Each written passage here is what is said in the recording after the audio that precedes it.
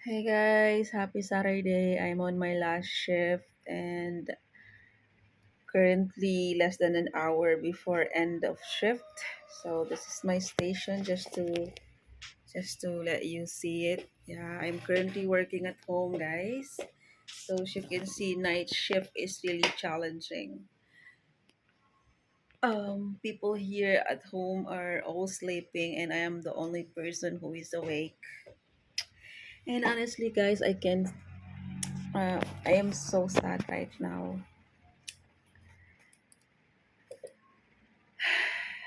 Nagtatrabaho ako ng dalawang trabaho. Nag Nagpa-part-time ako as ESL teacher. Sometimes nagwo-work din ako sa school para lang, alam mo 'yun, mapunuan yung mga bayarin. Hindi sumasapat yung sahod sa call center. Nang dahil lang sa pagiging maawain, nang dahil sa sobrang pagtitiwala sa kaibigan, nangyari sa akin 'to. Actually, more than a year na siya, guys. More than a year na ako nagbabayad ng hindi ko utang. Last year kasi meron akong naging friend, dinamayan ko. It's like life and death situation, dinamayan ko. And then, umabot ng, alam mo yun, daan-daang libo yung inabot. And sa huli, iniwan niya ako sa ere. Siyempre ako single mother din ako. I have 3 kids na binubuhay. And mapag-iwanan ka ba naman ng ganong kalaking utang? Siguro kung sa iba nangyari, ewan ko guys, baka nabaliw na.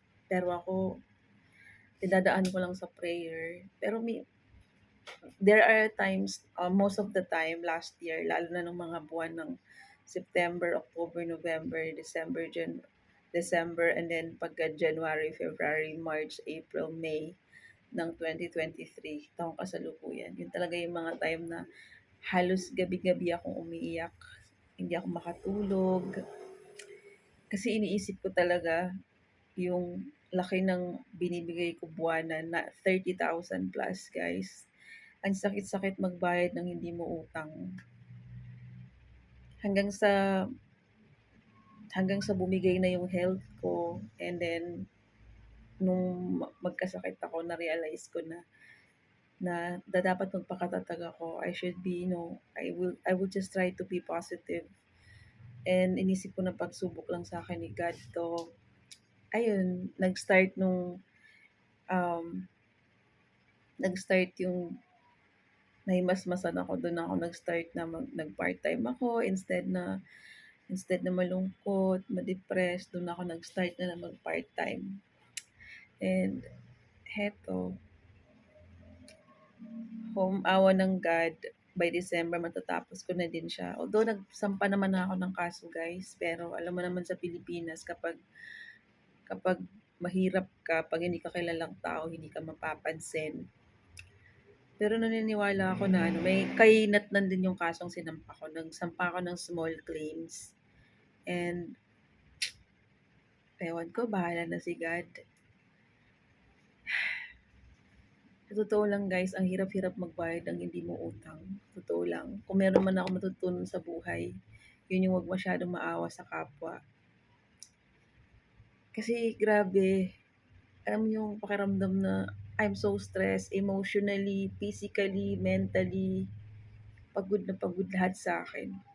Isipin mo single parent ka pa, nanay at tatay ka ng 3 batang mga puro nag-aaral. I have grade 11 daughter, grade 9 yung pangalawa, at grade 6 yung bunso.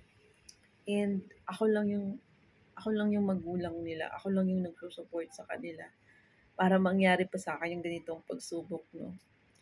Laking tulong nung time na nung July, napasok ako sa ESL, wherein I've handled Japanese students. Kasi bukod sa nalibang ako, nakatulong siya sa akin financially. Parang mas malaki pa yung kinikita ko dun sa call center. So yun, nami-miss ko na yung buhay ko na dati puro lang kami gala. Alam mo yung 'pag weekend, 'pag ganito, iniisip ko kung saan kami pupunta. Mahigit 1 taon na rin na nangyayari yung gano'n kasi puro lang ako pagbabayad sa hindi ko utang. Kaya sa may mga kaibigan diyan, alam mo yun, Madala po tayo guys. Sana hindi na maulit yung kwentong nangyari sa akin. Okay lang siguro tumulong pero pipiliin mo talaga yung taong pagkakatiwalaan mo. Kasi yun yung hindi ko naisip eh. Masyado ako nagpadala sa tagal ng pinagsamahan. Nakalimutan ko na anytime pwedeng magbago ang tao dahil sa pera. So, yun lang. Pero may awa si God. Alam ko one day malalagpasan ko rin 'to. Thank you guys.